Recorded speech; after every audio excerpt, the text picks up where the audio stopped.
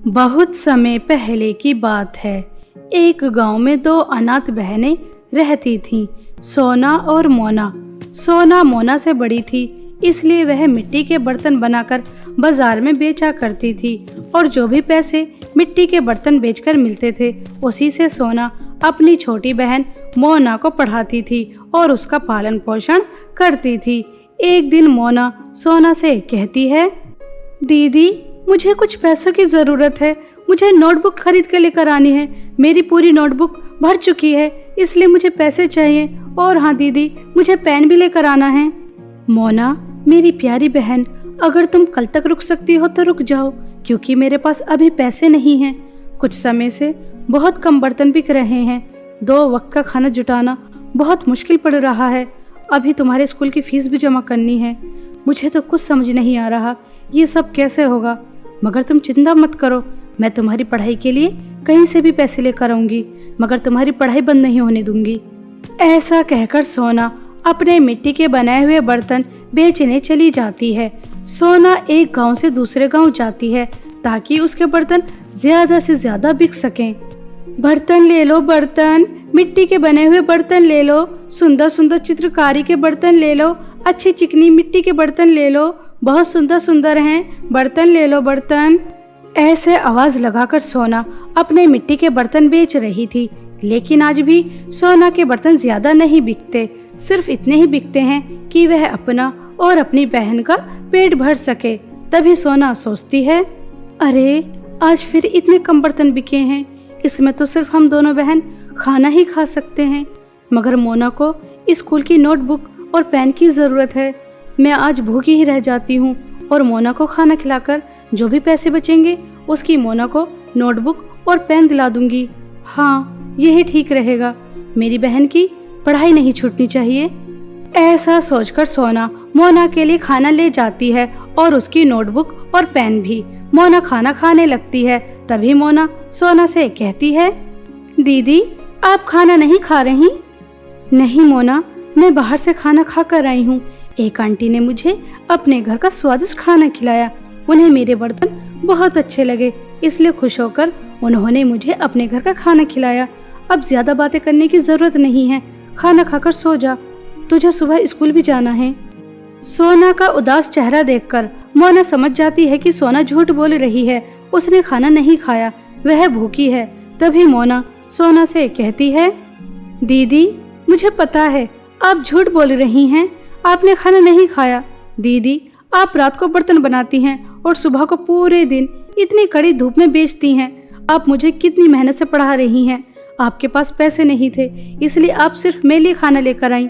मैं पेट भरकर सो जाऊं और मेरी बहन भूखी रहे, ये मैं नहीं देख सकती। ये खाना हम दोनों बहन मिलकर खाएंगे।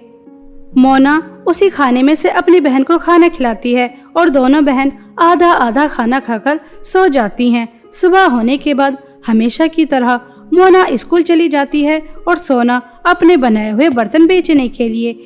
ऐसे ही समय बीत रहा था। एक दिन सोना अपने बर्तन बेच रही थी, तभी उसके पास एक बच्चे के साथ एक औरत आती है और वह सोना से कहती है, मेरा बेटा कह रहा था उसके स्कूल के प्रोजेक्ट के लिए छोटे छोटे मिट्टी के खिलौने चाहिए। तुम्हारे बर्तन मुझे बहुत सुंदर लग रहे हैं, क्या तुम मेरे बेटे के लिए मिट्टी के खिलौने बना सकती हो? अगर तुमने सुंदर सुंदर खिलौने बनाए तो तुम्हें अच्छे खासे पैसे भी मिल सकते हैं। उस औरत की बातें सुनकर सोना बहुत खुश हो जाती है और उस औरत से कहती है, जी आंटी बिल्कुल, आप जैसा चाहती हैं आपको वैसे खिलौने मिल जाएंगे, लेकिन आपको पता तो है ही मिट्टी के बर्तन बनाने में थोड़ा समय लगता है। पहले उन्हें बनाने पड़ते हैं, फिर सुखाते हैं और उसके बाद उनके ऊपर चित्रकारी होती है। अगर आपके पास समय हो तो आप जैसा चाहेंगी आपको वैसे खिलौने मिल जाएंगे।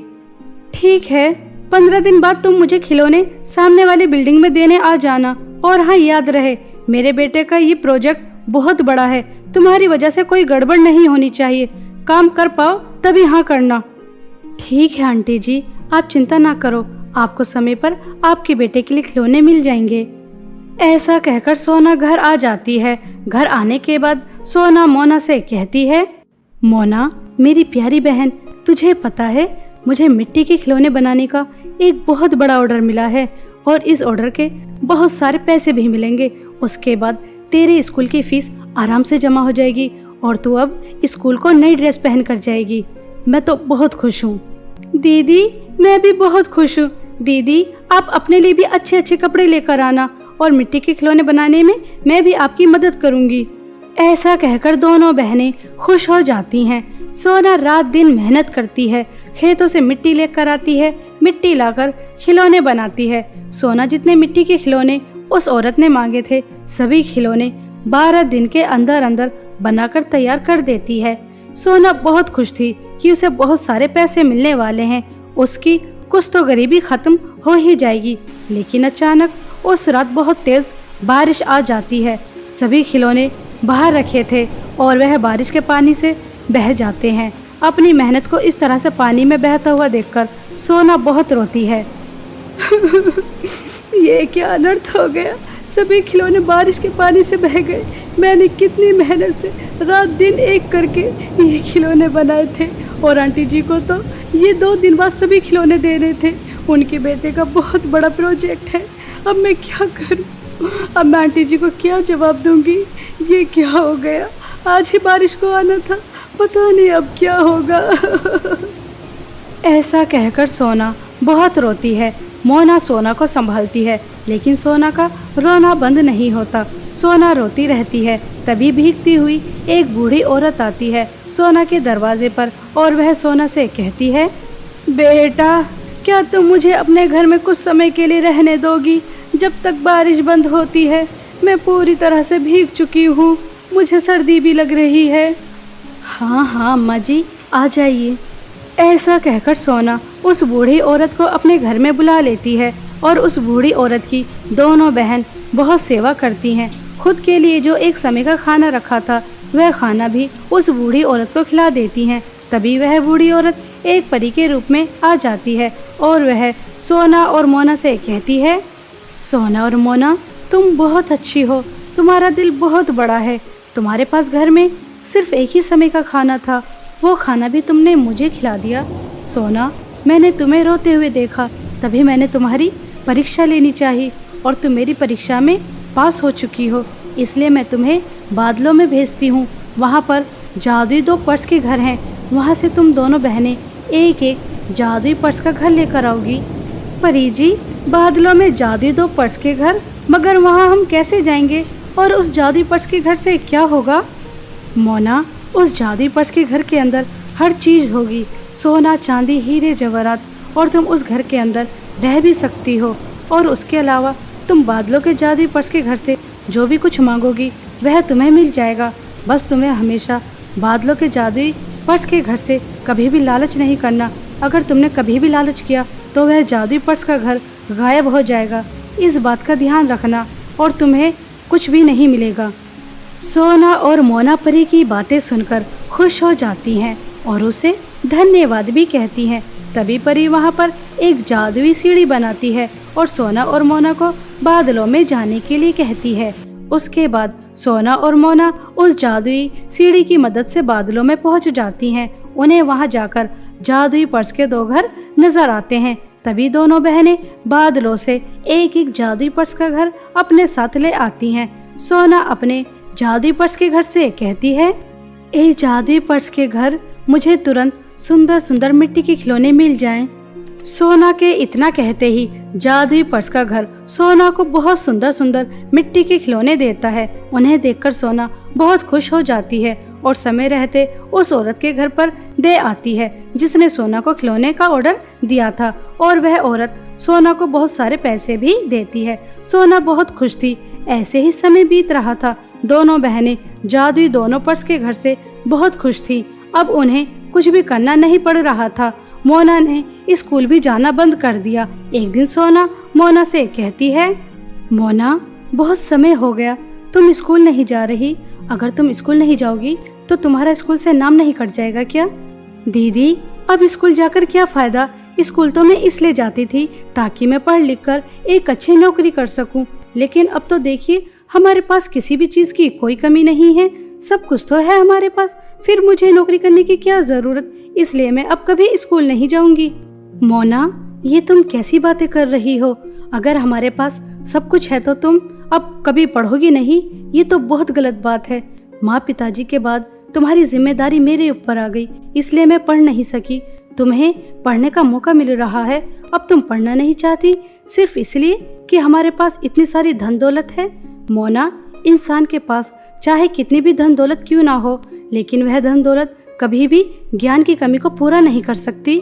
सोना की बातें सुनकर मोना रोने लगती है और रोते हुए सोना से कहती है दीदी, मुझे माफ कर दो।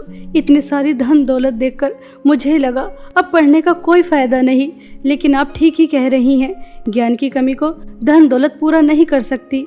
दीदी, हमें बादलों के जादुई पर्स के घर वापस कर देने चाहिए। आप जैसे पहले मिट्टी के बर्तन बनाती थी, आप वैसे ही मिट्टी के बर्तन बनाना, और मैं मन लगाकर पढ़ाई करती रहूंगी जैसे पहले करती थी। हाँ मोना, मैं भी ऐसा ही सोच रही हूँ। जब मैं मिट्टी के बर्तन बनाकर बेचती थी, जो भी पैसे मिलते थे मुझे बहुत अच्छा लगता था, क्योंकि वो मेरी मेहनत की कमाई होती थी। अब सिर्फ बिना मेहनत करे इस तरह से खाना मुझे भी अच्छा नहीं लग रहा। मैं मेहनत करूंगी और अपनी मेहनत की कमाई से हम अपने लिए एक घर बनाएंगे और उसमें रहेंगे। ऐसे जादुई पर्स के घर में नहीं रहेंगे। बादलों के जादुई पर्स के घर ने हमें तो आलसी ही बना दिया। ऐसा कहकर दोनों बहन अपने अपने जादुई पर्स के घर बादलों में वापस कर आती हैं और वहां से आने के बाद अपना पहले की तरह जीवन बिताती हैं। सोना पहले की तरह मिट्टी के बर्तन बनाकर बेचा करती थी और मोना मन लगाकर पढ़ाई करती थी। ऐसे ही समय बीत रहा था। एक दिन सोना मिट्टी के बर्तन बेच बेचकर सोना ने अपने रहने के लिए एक घर खरीद लिया और मोना ने अच्छी पढ़ाई करके स्कूल में टॉप किया। अब दोनों बहन बहुत खुश थी कि दोनों बहनें मेहनत कर रही हैं। बहुत समय पहले की बात है। सूरजपुर नामक गांव में पंखुड़ी अपनी मां सावित्री के साथ एक झोपड़ी में रहा करती थी। पंखुड़ी के पिता की कुछ समय पहले एक दुर्घटना में मृत्यु हो चुकी थी, जिसकी वजह से सावित्री सिलाई करके अपनी बेटी को पढ़ा रही थी और अपने घर का गुजारा कर रही थी। पंखुड़ी अभी 10वीं कक्षा में पढ़ रही थी। पंखुड़ी पढ़ाई में बहुत होशियार थी, हमेशा स्कूल में फर्स्ट आया करती थी। पूरे स्कूल में पंखुड़ी का बहुत नाम था। एक दिन अचानक सावित्री को बुखार आ जाता है, फिर भी सावित्री सिलाई कर रही थी। तभी पंखुड़ी सावित्री से कहती है, माँ, आपका बदन तो पूरा बुखार में तप रहा है, आपको आराम कर लेना चाहिए। मुझे नहीं लगता कि आपको आज सिलाई करनी चाहिए। नहीं बेटा, हम गरीबों की किस्मत में आराम कहाँ लिखा है। अगर मैं आराम करूँगी तो कपड़े नहीं सिल पाऊंगी और जो सिलाई करके पैसे मिलते हैं वो नहीं मिलेंगे। फिर मैं तुम्हारे स्कूल की फीस कहाँ से दूंगी और हम क्या खाएंगे बेटा। सिलाई करके ही तो हमारे घर का गुजारा चल रहा है। माँ, आपकी इतनी ज्यादा तबीयत खराब है, मुझसे नहीं देखा जा रहा। मैं आपको रोज सिलाई करते हुए देखती हूँ, मुझे सिलाई करना आती है, इसलिए आप आराम कीजिए और मैं सिलाई करती हूँ। नहीं बेटा, तुम्हारी 10वीं की परीक्षा होने वाली है तो उसकी तैयारियां करो। मैं नहीं चाहती कि इस बार तुम्हारा रिजल्ट खराब आए। तुम्हारा स्कूल में बहुत नाम है और सिलाई करने की वजह से तुम अच्छे नंबर नहीं ला पाओगी। ठीक है बेटा, तुम रहने दो। माँ, अभी 10वीं की परीक्षा होने में बहुत समय है, आप चिंता ना करो। मैं पढ़ाई भी कर लूंगी और सिलाई भी। अब मेरी प्यारी माँ, दवाई खाकर आप आराम कीजिए, ठीक है। जरूर पिछले जन्म में मैंने कोई अच्छे ही कर्म किए होंगे जो मुझे इतनी अच्छी बेटी मिली है। बेटा, जब तुम पैदा हुई थी ना, तो तुम्हारी दादी ने मुझे बहुत सुनाया था, लेकिन आज मुझे तुम पर गर्व है कि मुझे तुम जैसी बेटी मिली जो अपनी माँ का इतना ख्याल करती है। पंखुड़ी बेटा, सेठानी का लहंगा सिलना है, क्या तुम लहंगा बना पाओगी? माँ, कोशिश करती हूँ। कोशिश करने वालों की कभी हार नहीं होती। पंखुड़ी अपनी माँ को दवाई खिलाकर सुला देती है और खुद सिलाई करने बैठ जाती है। पंखुड़ी बहुत मेहनत करती है, बहुत कोशिश करती है लहंगा तैयार करने में, और पंखुड़ी इस कोशिश में कामयाब हो जाती है। पंखुड़ी बहुत सुंदर लहंगा बनाती है। अगले दिन सेठानी अपना लहंगा लेने आ जाती है और लहंगा देखकर कहती है, अरे वाह पंखुड़ी, तुम्हारी माँ ने तो बहुत ज्यादा सुंदर लहंगा तैयार किया है। मैंने तो ऐसा लहंगा सिर्फ अच्छे बुटीक पर ही देखा है। मैंने कभी नहीं सोचा था कि सावित्री इतना अच्छा लहंगा तैयार कर सकती है। वाकई में बहुत अच्छा है। अरे नहीं नहीं सेठानी, यह लहंगा मैंने नहीं बल्कि मेरी प्यारी बिटिया पंखुड़ी ने बनाया है। वाकई में पंखुड़ी, तुम सिर्फ पढ़ाई में होशियार नहीं बल्कि सिलाई करने में भी बहुत होशियार हो। सेठानी अपने लहंगे के पैसे देकर अपना लहंगा लेकर चली जाती है। ऐसे ही कुछ दिन बीत जाते हैं। पंखुड़ी के लहंगे की पूरे गांव में चर्चा होने लगती है। अब किसी की शादी हो चाहे एंगेजमेंट, सब अपने लहंगे पंखुड़ी के पास सिलवाने आया करते थे। पंखुड़ी दिन में स्कूल जाया करती थी और रात में लहंगे तैयार किया करती थी। सावित्री का बुखार सावित्री का पीछा नहीं छोड़ता। अच्छे से अच्छे डॉक्टर को दिखाया गया। तभी एक दिन सावित्री अपनी बेटी से कहती है, पंखुड़ी बेटा, दिन में पढ़ाई करती हो, रात में लहंगे तैयार करती हो और जो भी पैसे तुम कमाती हो सब मेरी दवाई में खर्च कर देती हो। मुझे तुमने गांव के अच्छे से अच्छे डॉक्टर को दिखाया लेकिन मेरी तबीयत फिर भी ठीक नहीं हुई। लगता है मेरा समय आ गया। कृपया करके माँ ऐसी बातें मत करो। आपको पता है आपके सिवा मेरा इस दुनिया में कोई नहीं। मैंने तुम्हें गांव के अच्छे डॉक्टर को दिखाया है लेकिन मैं तुम्हें शहर लेकर जाऊंगी और वहाँ के अच्छे डॉक्टर को दिखाऊंगी। चाहे इसके लिए मुझे अपनी पढ़ाई क्यों ना छोड़नी पड़ जाए, लेकिन मैं दिन रात मेहनत करूंगी और आपको शहर के अच्छे डॉक्टर को दिखाऊंगी। आप चिंता ना करो, आप जल्दी ही ठीक हो जाएंगी। नहीं बेटा, शहर लेकर जाओ चाहे विदेश लेकर जाओ, अब मैं ठीक नहीं हो पाऊंगी। मेरा समय आ गया है। अपना अच्छे से ख्याल रखना। मुझे तुम पर बहुत गर्व है। तुमने मेरी बहुत सेवा की मेरी बच्ची। इतना कहते ही सावित्री की मृत्यु हो जाती है। यह सब देखकर पंखुड़ी फूट फूट कर रोती है। माँ, पहले पिताजी चले गए, अब आप चले गए। आप दोनों इस तरह से मुझे छोड़कर चले गए। अब मैं आप दोनों के बिना क्या करूँगी। माँ, मुझे आपकी बहुत याद आएगी। आपकी लोरियाँ, आपके हाथ का स्वादिष्ट खाना। माँ, आप मुझे छोड़कर इतनी जल्दी क्यों चली गई माँ। ऐसा कहकर पंखुड़ी बहुत रोती है और उसके बाद अपनी माँ का अंतिम संस्कार कर देती है। पंखुड़ी की माँ के जाने के बाद पंखुड़ी बिल्कुल उदास हो जाती है। कुछ दिन ऐसे ही बीत जाते हैं। इन दिनों पंखुड़ी ने सिलाई नहीं की थी और उसके पास जो भी कुछ पैसे थे उसने अपनी माँ के इलाज कराने में खर्च कर दिए थे। अब उसके पास एक भी रुपया नहीं था। पंखुड़ी स्कूल जाती है तो उसे पता चलता है 10वीं की परीक्षा देने के लिए पहले उसे फीस जमा करनी होगी, तभी वह परीक्षा दे पाएगी। देखो पंखुड़ी, तुम्हारी माँ के जाने का दुख हम सबको भी है, लेकिन किसी के चले जाने से जिंदगी रुक तो नहीं जाती। तुम इतने दिनों से स्कूल भी नहीं आई और तुम हमारे स्कूल की अच्छी स्टूडेंट हो, इसलिए हम तुम्हें परीक्षा में बैठने की परमिशन तो देंगे, लेकिन उसके लिए पहले तुम्हें फीस जमा करनी होगी। जी जी प्रिंसिपल, मैं आपकी बात समझ रही हूँ, लेकिन आप मुझे कुछ समय दीजिए, मैं फीस जमा कर दूंगी। ऐसा कहकर पंखुड़ी स्कूल से वापस आ जाती है। पंखुड़ी घर आकर सोचती है, हमारे गांव में न तो किसी की शादी हो रही है और न ही कोई पार्टी। मुझसे लहंगे कोई क्यों बनवाएगा। लगता है मैं इस बार 10वीं की परीक्षा नहीं दे पाऊंगी और घर में राशन भी बहुत कम बचा है। मैं अपना गुजारा कैसे करूंगी। माँ के जाने के बाद मेरे ऊपर ये कैसी मुसीबत आ पड़ी। पंखुड़ी ऐसा सोच ही रही थी, तभी पास के गांव की एक धनवान लड़की सुनैना पंखुड़ी के पास आती है और उससे कहती है, मैंने तुम्हारे लहंगे के बारे में बहुत कुछ सुना है। तुम बहुत अच्छे लहंगे तैयार करती हो। मेरी 4 दिन बाद शादी है। मुझे मेरी शादी के लिए एक सुंदर सा लहंगा चाहिए। क्या तुम बना दोगी? और पैसों की चिंता बिल्कुल मत करना। अगर मुझे लहंगा पसंद आया तो तुम्हें अच्छे पैसे मिल सकते हैं। आप बिल्कुल भी परेशान मत होइए सुनैना जी, मैं आपका लहंगा बहुत अच्छा तैयार करूंगी, लेकिन लहंगा बनाने के लिए मुझे कुछ एडवांस चाहिए, क्योंकि मेरे पास एक भी रुपया नहीं है मेरे खाने के लिए भी। सुनैना पंखुड़ी को एडवांस पैसे देकर चली जाती है।